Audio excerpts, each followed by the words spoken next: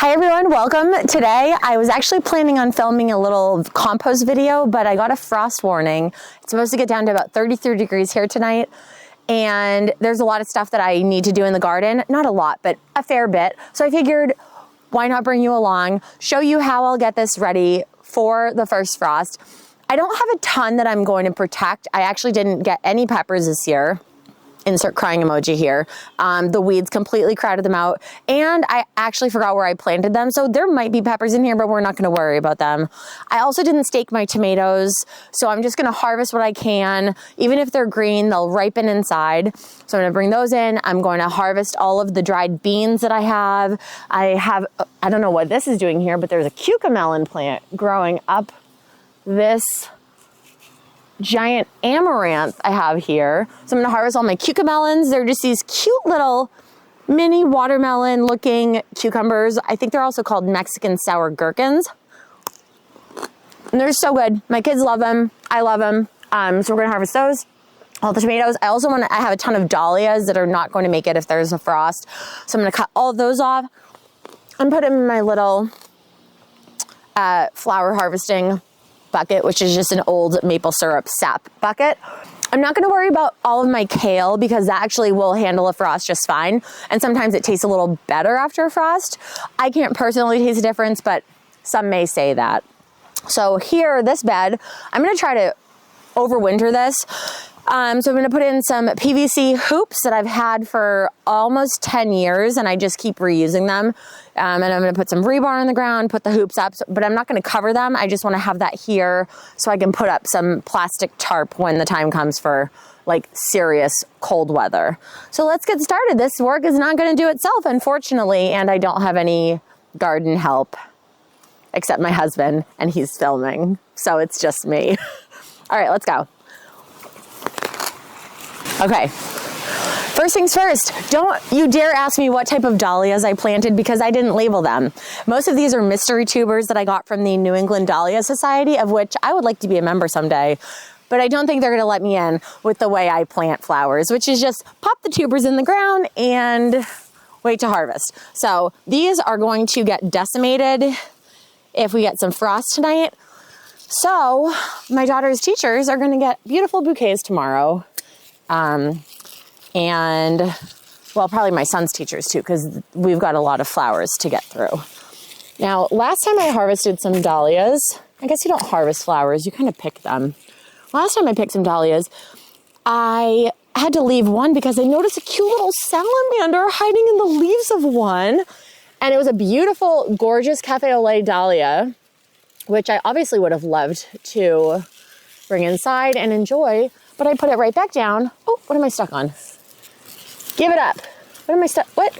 Oh, I just harvested that was not the flower I was trying to get. I put it right back on the ground because I don't want to disturb a salamander. I don't want to evict it from its little happy home. Oh, let's get this one over here. So yeah, every year I go to this dahlia tuber sale. I'm going to pop these up here and then go back. I go to this dahlia tuber sale at the New England Botanical Garden, and it's put on by the New England Dahlia Society. And it's great because they have seeds that they sell. Where did that one go? There's a pretty one down here. They have seeds for sale along with their own tubers that they have saved from their members' gardens. And they also have bags of mystery tubers, which I get because I'm a frugal fanny, and those are always the most affordable. So I got some cafe au lait dahlias. I got some Cornell bronze, but then other than that, I couldn't tell you what these are. And every so often, I get a bee in my bonnet, and I look up the varieties, and I'm not worrying about cutting at a leaf node at this point. I'm just snipping them off, and I'll trim these when I go inside. But right now we're just trying to make short work of these and save what we can. Last year, I tried to overwinter my dahlias indoors. I dug up all the tubers, stored them, and then I went to unearthed them this spring and they had all rotted and molded, and it was so sad. But sometimes I think your best learnings come from mistakes, and that was an expensive, unfortunate mistake. So I learned that here, I can't store dahlias in our garage because it's detached and it just gets too cold. So I think the tubers all froze despite my best efforts to insulate them. And I also didn't separate any of them. So I left them in clumps and I rinsed the dirt off, which I probably shouldn't have done. So I think this year, I'm not gonna worry about this now, but I'm gonna dig them up, divide them, let them fully dry, and then I'm gonna try to store them and keep them in the basement. Fingers crossed, because that was very sad. Oh, there's one back here. Oh, I am in salamander territory though, so I gotta be careful. Now let's get some cucamelons and cherry tomatoes, because those also will not like frost. Kale, I will come back to you in a few minutes. All right, here I'm standing under my little cucamelon archway. I also have some beans down here, which I just pulled off one. I'm gonna pull all the dried beans off. And this is one of my favorite activities to do with my kids. They love to help me shell the beans. And these are my favorite variety to grow with kids. They're called scarlet runner beans. They're these gorgeous, like galaxy, I don't know, they're just like psychedelic beans. And I always bring these. I do a lot of planting activities with my kids' school.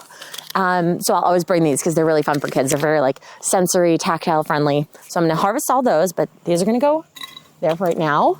And here I'm just gonna pick off all these cucamelons, which these really picked up late in the season. I feel like September, everything got kind of a late start this year. We had some weird, wacky weather well into June and early July. We had some cold July days. So we're about a month behind. I'm gonna get the cucamelons. I'm gonna get all these little cherry tomatoes, which are also growing up this archway. And then I actually have a couple. Again, I didn't stake any of these.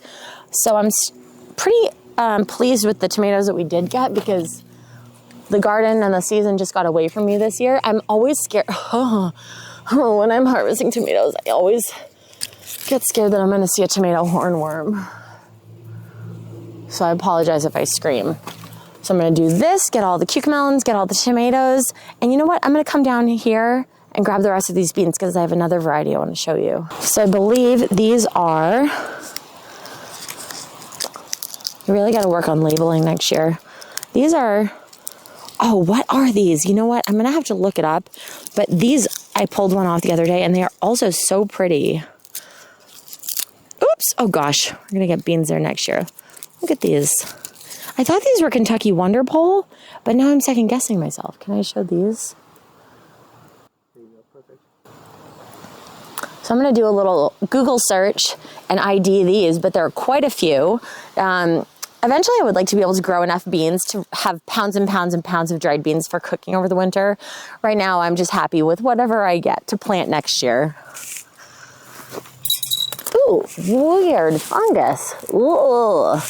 So this is gonna be my big chore today, is getting all these cucamelons off, getting all the tomatoes off.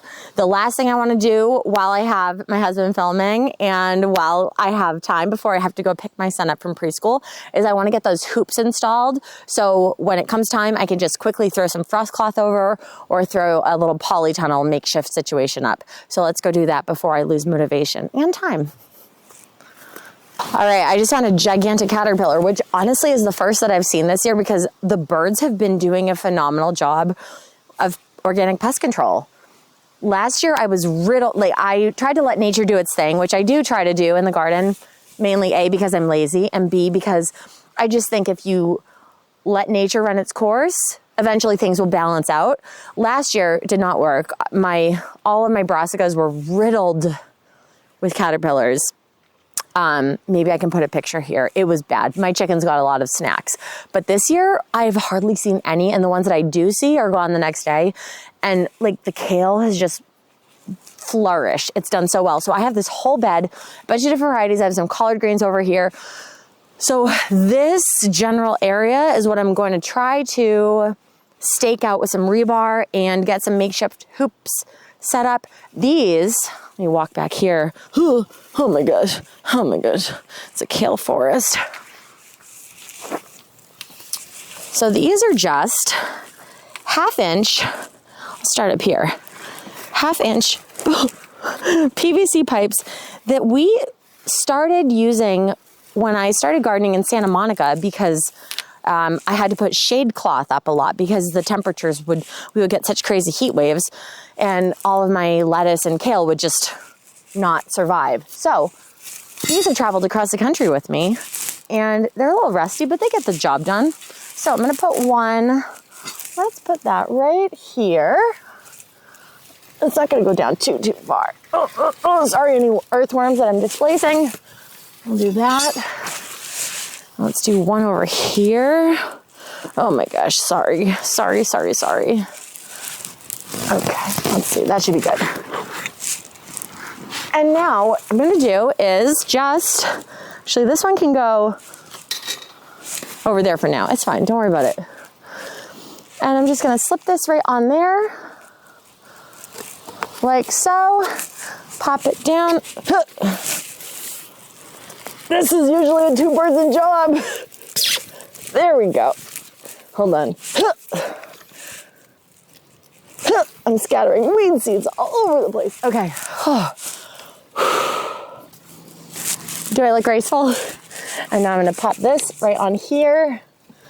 And that should be a nice little hoop to get me through winter. I've never done this before, but I do have Nikki Jabor's book, Growing Undercover, and I've always thought it would be great to do. So we're gonna try it this winter and see how it works.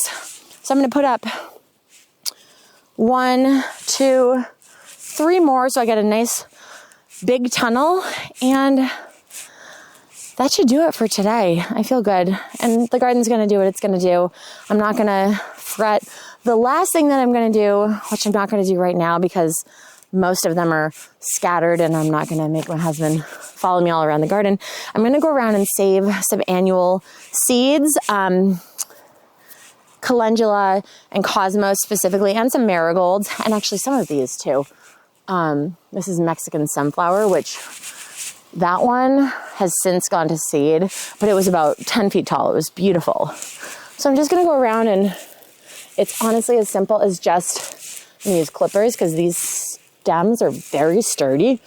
Oh, and prickly, ouch. And I'm just gonna go and grab the seed heads, and I just mix everything together because when you've been gardening for a while, you sort of know what the seeds look like.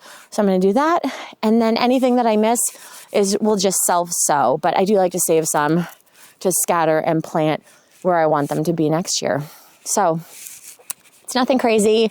Other gardeners probably are more fastidious about protecting their garden from the first frost because they probably have staked tomatoes.